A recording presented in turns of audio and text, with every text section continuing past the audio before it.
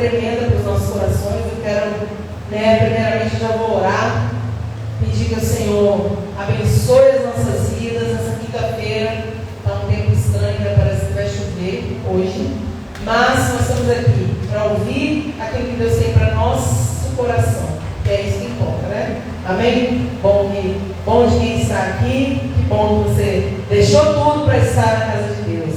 Ele recompensa, né? Com uma palavra poderosa para o nosso coração. Pai, nós te amamos e te adoramos na beleza da tua santidade. Nós louvamos ao teu nome e agradecemos a ti, Senhor. Abençoa o culto dessa noite, fala conosco. Não despede ninguém de mãos vazias, Senhor. Estabelece seu querer e sua vontade.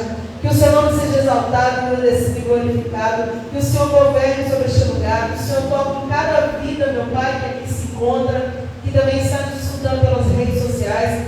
Que, meu Deus, o Senhor possa estabelecer o seu querer e a sua vontade. Eu não tenho nada de mim, Senhor, mas eu tenho a tua palavra, a tua presença. Que o Senhor possa estabelecer, Deus, em nós, em nosso coração, Pai. Gravada, dá no nosso coração a tua mensagem nessa noite, Pai. É o que eu oro e te agradeço, em nome de Jesus. Amém. E a palavra de hoje está no Salmos 23. Louvado seja Deus. Salmos 23. Glória a Deus. Abram aí. Salmo, tremendo, tremendo. Diz assim: o Senhor é o meu pastor e nada me faltará. Guia-me mansamente a águas tranquilas. Refrigera a minha alma. Guia-me pelas veredas da justiça por amor do seu nome. Ainda que eu andasse pelo vale da sombra da morte, eu não temeria, mal me consola. Preparas uma mesa perante mim, na presença dos meus inimigos. Unge a minha cabeça com óleo, o meu cálice transborda. Certamente que a bondade e a misericórdia me seguirão todos os dias da minha vida, e habitarei na casa do Senhor por longos dias. Glória a Deus. Louvado seja o nome do Senhor. Vamos amarrar aqui, só um minutinho. Deus é bom, Deus é tremendo, Deus é soberano. Salmos 23. Amados, esse Salmos é tremendo. Eu quero que você preste bastante atenção, porque eu vou fazer o quê? Eu vou falar versículo por versículo, explicando ele. Quando a Bíblia diz esse Salmo, Davi, ele escreve, na verdade, Davi. Quem era Davi? Davi era um homem segundo o coração de Deus. Deus viu Davi, quando ninguém via, a Bíblia diz que Davi não era muito querido assim pela família. Não fala com essas palavras, mas a gente sabe que ele ficava no pasto cuidando das ovelhas. Ninguém ligava para Davi. Ninguém chamava Davi para as reuniões, para as mesas. Ele estava lá, fazendo aquele trabalho que talvez nem o irmão quisesse fazer. E o Senhor, ele contemplava Davi. O Senhor, irmão, ele contempla você. O Senhor, ele contempla o nosso coração. O Senhor conhece você, conhece a sua vida. Você pode às vezes pensar que ninguém te observa, que ninguém te dá valor, mas olha, pode ter certeza, Deus te vê. Deus te vê no momento difícil, Deus te vê no momento feliz. Deus está sempre vendo. Ele vê a gente. Ele via Davi cuidando das ovelhinhas e ninguém ligava para Davi. Então Davi, ele estava no passo e ele sempre estava fazendo o quê? Adorando, tocando a harpa dele e adorando a Deus, cuidando das ovelhas. Talvez, se fosse outra pessoa cuidando, não fosse dar muito crédito, muito valor para os bichos, para as ovelhas lá. Mas ele cuidava de cada um. A Bíblia diz que ele levava do leão, ele levava do urso, ou seja, ele cuidava. E o Senhor se agradou. O Senhor foi observando Davi, foi observando, e um dia o Senhor falou: olha, eu escolhi um homem segundo o meu coração, eu encontrei. Que a Bíblia diz que o Senhor procura os verdadeiros adoradores. Ele está te procurando. Ele quer encontrar o nosso coração como um coração adorador. E o que é um coração adorador? Um coração verdadeiro. Vai ter falhas? Vai. Vai errar? Vai. Mas é um coração que adora Jesus, que ama a Deus de verdade. Sabe que em espírito e em verdade é esse coração que Deus quer. Então Davi, ele escreve, ora, louva esse salmo. E ele decreta: o Senhor é o meu pastor. Quando fala disso de pastor, ele está falando de cuidado. O que o pastor faz com as ovelhas? Cuida, protege, livra do leão, do urso, do mal. Não deixa ela cair, A ovelha é um animal que ela precisa de ajuda. Todo mundo conhece aqui sobre a ovelha, A ovelha, é um animal que ela precisa, ela não consegue andar sozinha. Mas ela tem um pastor que, a Bíblia diz que a ovelha ouve a voz do pastor. Ela conhece o seu pastor. Então Davi está declarando: o Senhor é o meu pastor. Eu conheço a sua voz, eu sinto o seu cuidado, o seu amor, a sua proteção, com a minha vida. E ele continua dizendo: nada vai me faltar. Jeová Jirei é o nome do Senhor. Deus, Jesus, é o Senhor Jeová Jirei, Deus da provisão. Aquele que é dono do ouro e da prata, aquele que abre porta onde não tem, aquele que supre a necessidade. Às vezes você pensa, alguma coisa não vai acontecer na minha vida, mas Deus é o Deus que faz nada faltar na sua vida. Nada falta, irmão. Quem confia em Deus não falta nada. Você pode assim falar: mas eu não tenho tudo que eu quero. Mas pode ter certeza que você tem tudo que você precisa. Porque talvez, às vezes, se Deus der tudo que você quer, você não vai ficar na presença dele. Tem muitas pessoas, eu conheço. Uma vez eu pastoreei um casal de jovens. E eles queriam casar.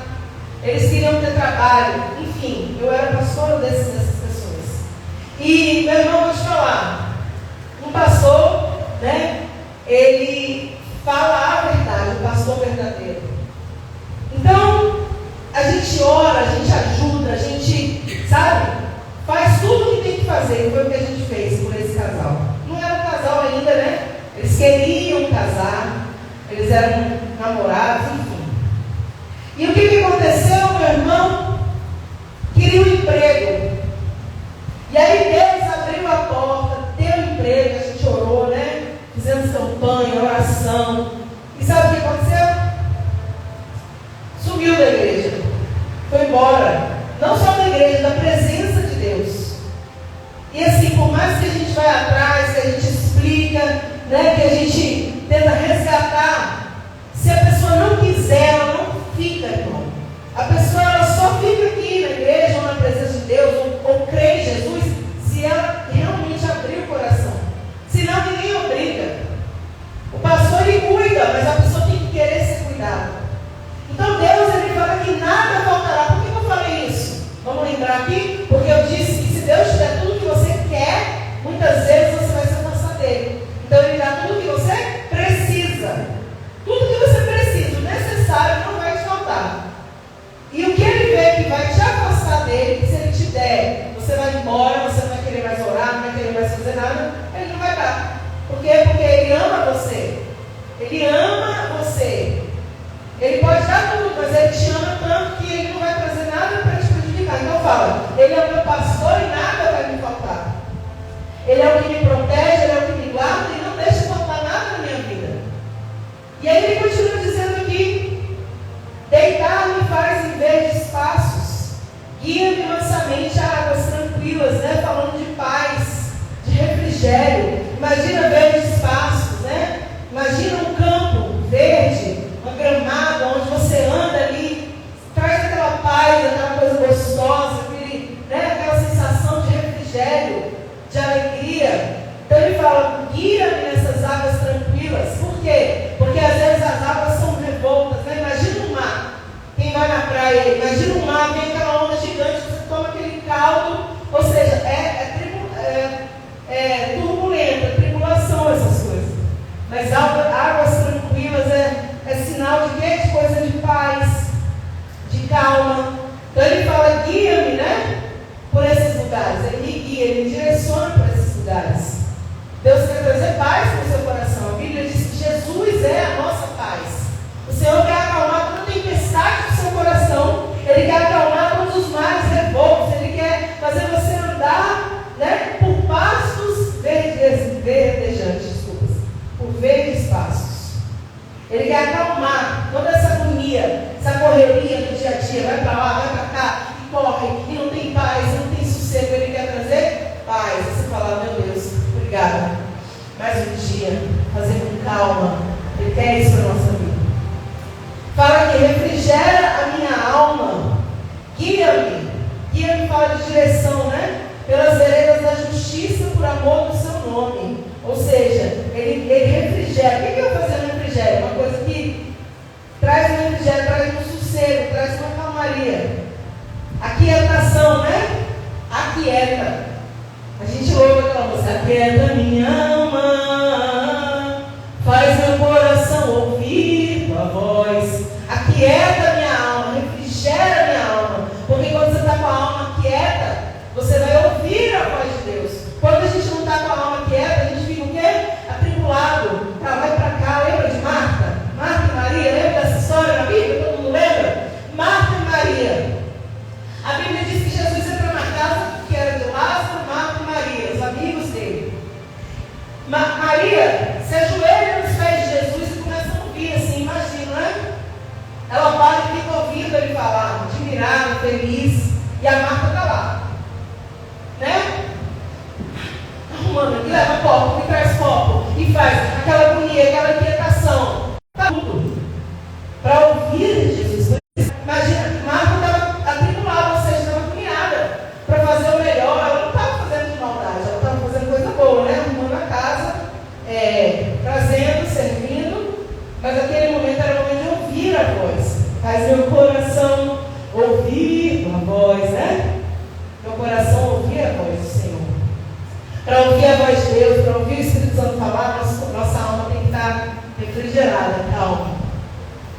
Não vejo. Uma palavra que o Senhor está me lembrando aqui, a Bíblia diz que Elias, ele está ali se escondendo da presença de Deus, porque ele quer morrer. Que Elias era o maior profeta que já teve em Israel, um dos maiores. E aí a Bíblia diz que ele faz descer fogo do céu, né? Ele faz com a fé, Deus faz, né? Mas ele ora, Deus derrama fogo no holocausto ali, faz descer o fogo, enfim, faz um reboliço, é super usado. E de repente a Jezabel, que era a mulher do Acabe, a mulher miserável, ela fala: vou te matar, Elias, vou te perseguir onde você for. E ele fica com medo e ele foge. E quando ele foge, a palavra diz que ele vai para vários lugares, mas a voz de Deus não estava no meio do terremoto. Passa o vento e Deus não estava no meio do vento. Depois fala: mas vem uma voz mansa e suave, e o Senhor fala com ele: que fazes aqui, Elias? Então, tem horas que Deus vem no terremoto, igual foi ali em Atos, né? Quando Paulo e Silas estavam presos, o que aconteceu? De repente veio um grande terremoto, e as cadeias, né, aquelas coisas caíram, e todo mundo foi solto. Atos capítulo 16. Então Jesus, ele veio no terremoto, ele veio naquela, sabe? Mas tem horas que ele vem com uma voz mansa e suave, tranquilo, calmo. Tem horas que Deus quer falar com a gente assim, principalmente nos nossos dias de hoje, esses dias de tanta tribulação. Então refrigera minha alma, calma minha alma, quieta minha alma. Guia-me pelas veredas da justiça por amor do seu nome. Às vezes a gente fala assim: ah, mas o mundo não é justo. Eu faço tudo certinho e alguém vai lá e faz coisa errada e se dá bem. Não se engane, essa pessoa vai se dar bem até certo ponto. Porque uma hora Deus vai fazer o quê? Fazer ela perecer, cair do cavalo. Pastor, existe isso na Bíblia, cair do cavalo? Existe, lembra do Paulo? Saulo estava lá com seu cavalo, indo para Damasco, cantar a musiquinha. Ele estava indo para Damasco com um cavalo, porque ele queria destruir, prender todos os cristãos. Aí Jesus foi lá e falou, derrubou ele no cavalo, a Bíblia diz, Atos capítulo 9, derruba ele no cavalo, faz ele ficar cego, porque vem uma forte luz, né? E faz ele ficar cego e fala com ele: Saulo, Saulo, por que me persegues? Aí ele fala: quem é o Senhor? Quem é o Senhor? Não sei quem é o Senhor. Ele ficou cego, né? 3 dias sem ver. Então, por que eu estou falando isso? Porque às vezes a gente pensa: ah, as pessoas estão fazendo maldade. Por exemplo, Saulo estava prendendo os cristãos. Ah, ele é mau, ele está fazendo maldade, mas ele não estava entendendo o que ele estava fazendo. Então Jesus, o próprio Jesus vai lá e faz o ditado que a gente usa, ele cair do cavalo, ou seja, dá visão espiritual para a pessoa entender e ela se converter, ela se transformar de verdade. Então, ele guia pelas veredas da justiça.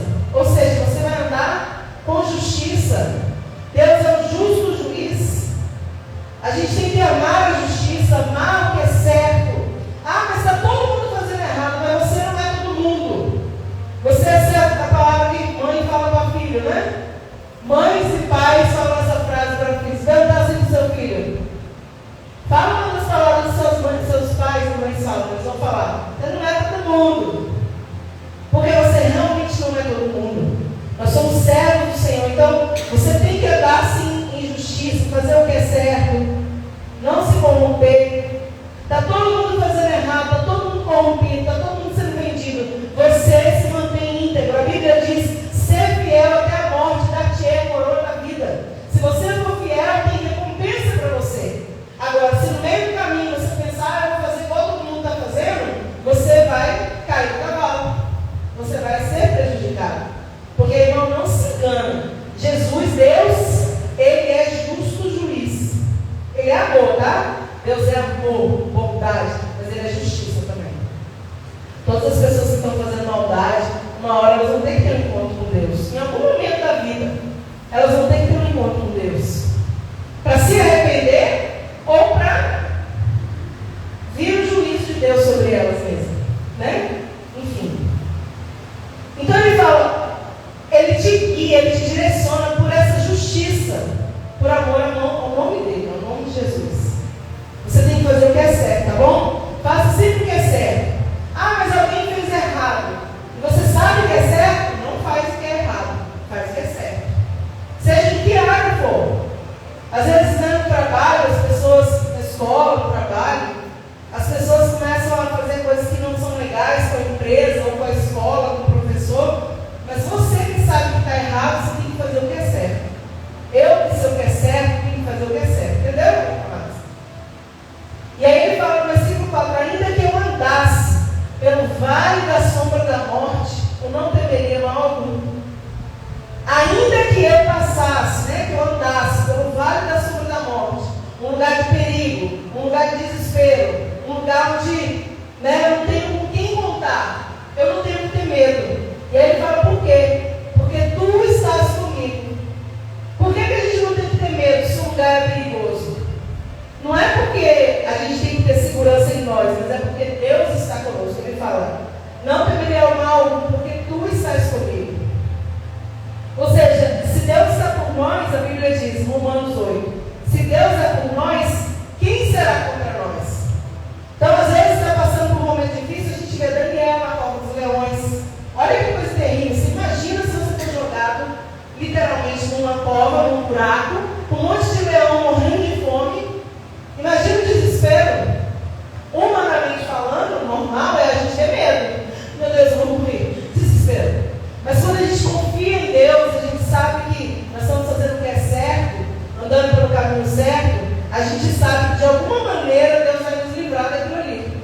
Ele pode até permitir você passar por a situação. Daniel entrou na cova dos leões, está falando na Bíblia. Daniel teve que entrar. Por exemplo, Deus não poupou ele. Deus podia ter falado: não, ele não vai entrar, mas ele entrou. Mas a Bíblia diz que o leão não fez mal algum para Daniel. Ou seja, o leão podia estar com fome, Deus fez aquele leão ficar em jejum ali. Talvez dormiu, a gente não sabe o que aconteceu com o leão, os leões, se eles dormiram, se eles ficaram igual um gatinho, né? Eu acredito que Daniel até deitou assim nos leões, ó. Por quê? Porque Deus estava ali no controle. A gente vê Sadraque, Mesaque, a gente leu aquela palavra lá também, onde o rei fica furioso, joga eles na fornalha. O rei estava com raiva, pegou a fornalha, esquentou 7 vezes mais. Então imagina, e aí fez o quê? Eles jogou os 3 lá. Mas olha que incrível. A Bíblia diz que eles saíram de lá e nem o cheiro de fumaça tinha. Só Deus faz isso, gente. Não, a pessoa normal não faz isso. Então ele fala: ainda que você ande pelo vale da sombra da morte, por um momento de desespero desse, um momento terrível, não precisa ter medo, porque Deus está com você. Deus vai te guardar, Deus vai te livrar. Às vezes Ele livra até de passar pela situação. Tem coisa que Deus não permite nem a gente passar. Ele livra. Porque uma coisa interessante é que Deus conhece você e conhece a mim. Então Ele sabe: tal pessoa não vai suportar isso, então eu não vou permitir. Mas tal pessoa aguenta. Lembra de Jó? Ele aguentou muita coisa. Mas já Pedro, Deus falou com ele: olha, Pedro, eu não perco. Satanás, o diabo, pediu para se andar com você. Mas eu não deixei porque eu te conheço. Eu sei que a sua fé ia ficar abalada. Então Deus conhece a gente. Ele sabe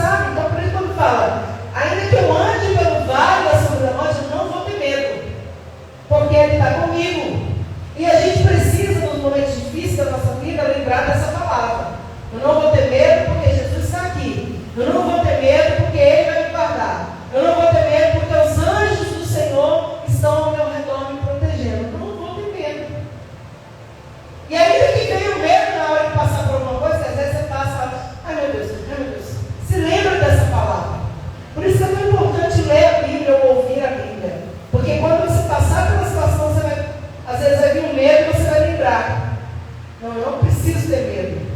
Eu posso ficar calma.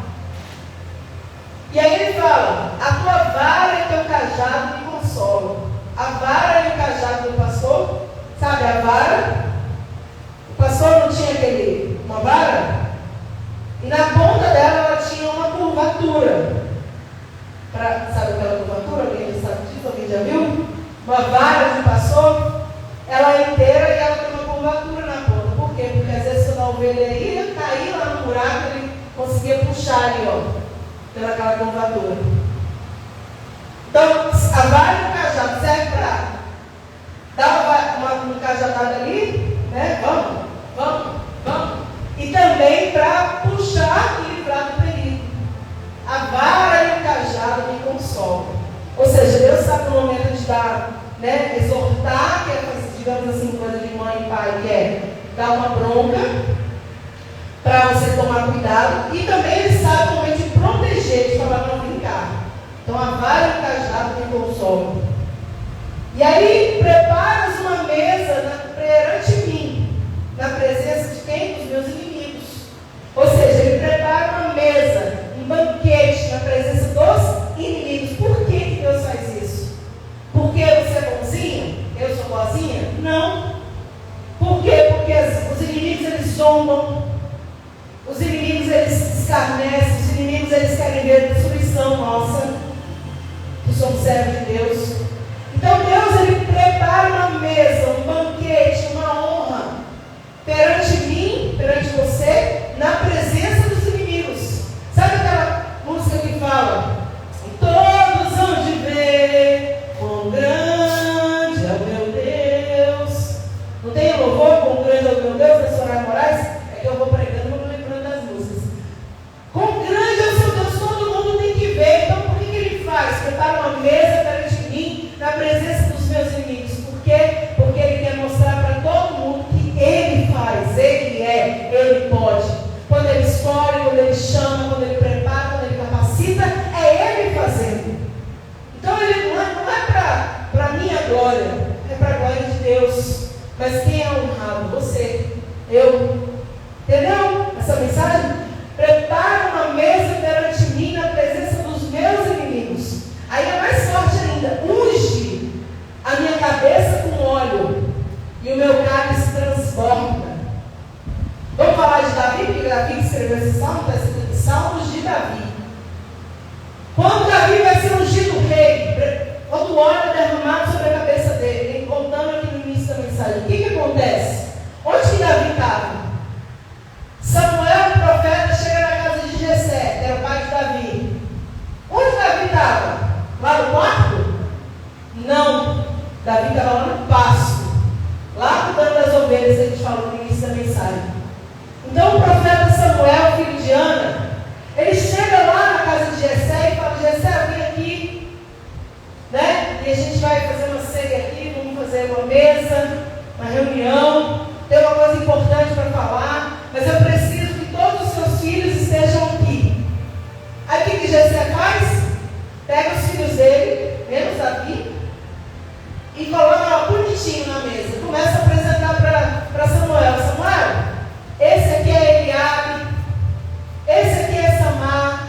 E começa a falar o nome dos filhos.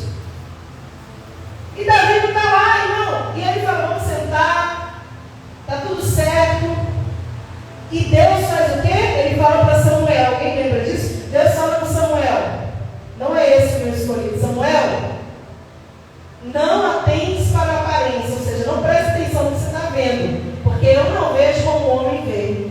Esse não é o rei. Aí vem o outro: esse também não é o rei. Deus fala para Samuel, porque se Deus não fala para Samuel, Samuel podia chamar qualquer um daqueles para ser rei. Você entende? Mas aí Samuel fala assim, Deus fala com ele: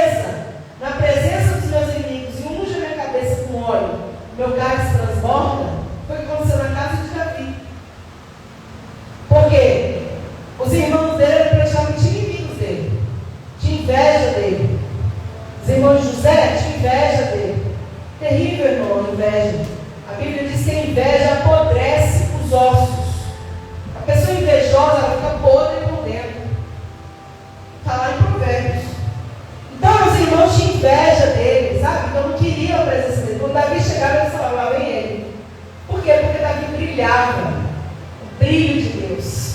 Davi tinha uma presença. Coisa boa é ter a presença de Deus, né? Então, quando ele declara: prepara uma mesa perante mim, para mim, na presença dos meus inimigos, unja a minha cabeça com óleo, meu cálice transborda, ou seja, o óleo está derramado ali. Ele estava falando que ele viveu. Eu vivi isso. Ele estava querendo dizer ali nos Salmos. E aí ele fala: certamente que a bondade e a misericórdia me seguirão todos os dias da minha vida, e habitarei na casa do Senhor por longos dias. Então ele termina o Salmo 23 falando: certamente, com certeza, a bondade de Deus, a bondade, né? A gente canta: a bondade me seguirá, Senhor. Eu amo essa música. A bondade me seguirá, Senhor. Não é isso? Não vou cantar todo não, porque não dá, né? Eu fui chamado para pregar, não para cantar. Mas louvado seja Deus. A bondade de Deus todo dia, Davi, a misericórdia. Sabe o que é a misericórdia? É que muitas vezes a paciente ser destruído, Deus vai lá e fala: não, vou te dar mais uma chance. Vou te dar mais uma chance. As Lamentações vai dizer: as misericórdias do Senhor, glória a Deus, são as causas de nós não sermos destruídos. A misericórdia, a Bíblia diz, ela se renova cada manhã, todo dia de manhã, quando você acorda. Lamentações capítulo 3 está escrito isso. Todo dia quando você acorda, a misericórdia de Deus está sendo renovada sobre a sua vida. Significa que Deus está te dando uma nova oportunidade, uma nova chance. Porque se dependesse, irmão, da nossa vida, muitas vezes a gente não merecia. Muitas pessoas não mereciam uma nova oportunidade, uma nova chance. Mas o Senhor renova a misericórdia e a bondade todo dia sobre nós. Então Davi declara: certeza, certamente, que a bondade e a misericórdia me seguirão todos os dias da minha vida.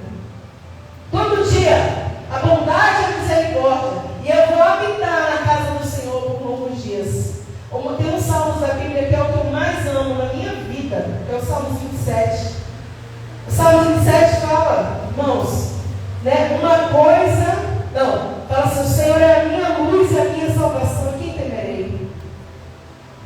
E aí ele vai declarando, e no versículo 4, que é o que eu mais amo, é esse versículo: uma coisa pedi ao Senhor e a buscarei, que eu possa morar na casa do Senhor todos os dias da minha vida, para contemplar a formosura do Senhor e aprender no seu tempo.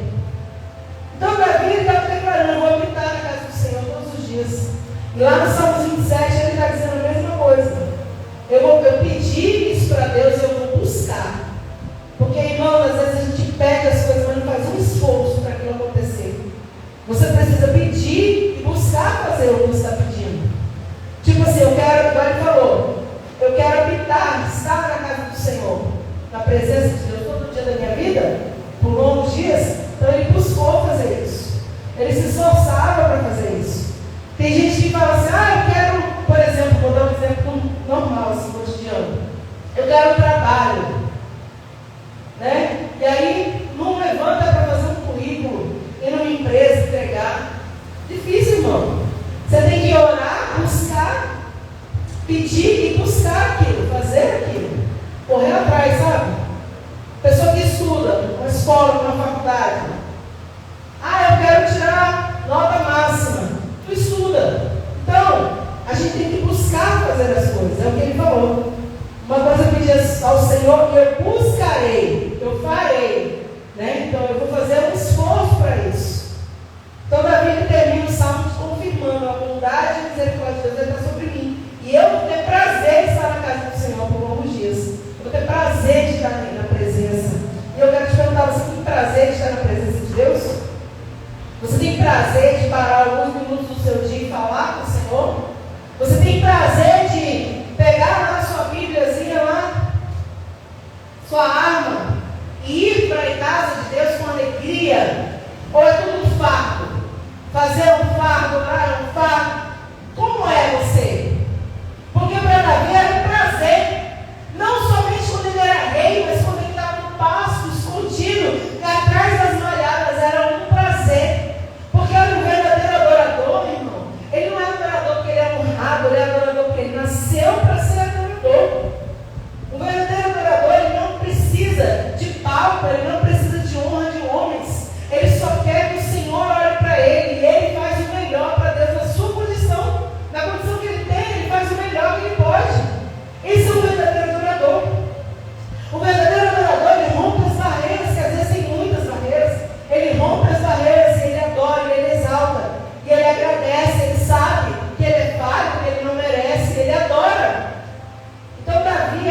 verdadeiro adorador. Ele não foi adorador só porque ele foi honrado. Na verdade, ele foi honrado porque ele era um verdadeiro adorador. Então você quer ser honrado por Deus? Você quer que Deus abençoe a sua vida? Você quer prosperar na presença do Senhor? Seja um verdadeiro adorador. Seja alguém que se apresenta diante de Deus com a sua alma, com o seu coração. Seja alguém que faz o seu melhor na condição que tem. Porque se você fizer o seu melhor, o Senhor vai achar graça em você. E Ele vai falar, esse é o verdadeiro. Esse é um homem que meu coração agrada. Essa é uma mulher que meu coração se agrada. Amém, amados? Então essa é a mensagem de hoje. Nós vamos orar. Vamos encerrar esse culto e eu quero que você peça a Deus.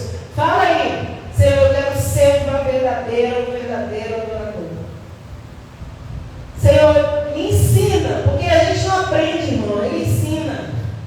Senhor, me ensina a fazer isso, a ser uma verdadeira adoradora, a ser um verdadeiro adorador. Me ensina a ser tipo Davi, sabe, que gostava de louvar, gostava de buscar, de estar na igreja, de estar na presença. Me ensina, Deus, porque Ele vai te ajudar, Ele vai te ensinar. Amém? Vamos orar então? Ficar de pé e orar. Pai, nós te adoramos, Senhor. Obrigada, Jesus, por essa noite memorável, pela sua presença, pela sua graça, pela sua misericórdia, pela bondade, porque o Senhor é nosso pastor, o Senhor nos conduz, nos guia, nos guarda. Senhor, abençoa as nossas vidas, que nós possamos ser verdadeiros adoradores, que nós possamos andar, Senhor, na tua presença, Pai. Em nome de Jesus, que nós possamos, Senhor, ser, meu Pai, segundo o teu coração. Abençoa, Pai, tua casa, tua igreja, teu povo, meu Pai. Senhor, nos guarda, nos livra de todo mal. Nos ensina, Senhor, a fazer o melhor para Ti, Pai. É o que nós oramos nessa noite, Senhor. Em nome de Jesus, nós te agradecemos. Amém e amém. Glória a Deus. Amém. Deus é bom. É misericórdia.